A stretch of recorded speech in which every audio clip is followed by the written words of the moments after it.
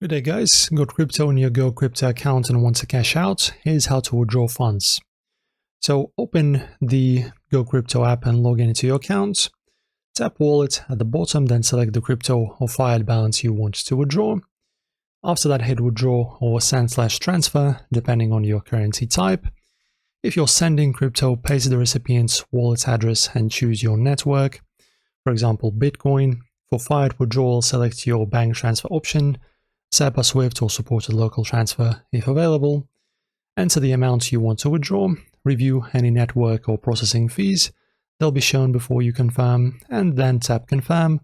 Authorize via PIN, biometrics or two-factor authentication, depending on your security settings. And after that, crypto transfers typically take 10 to 60 minutes depending on your blockchain network, and fiat withdrawals may take 1 to 3 business days. Guys, that's pretty much how this is done. Very easy. Like and subscribe for more crypto tutorials. And of course, drop a comment. See you next time.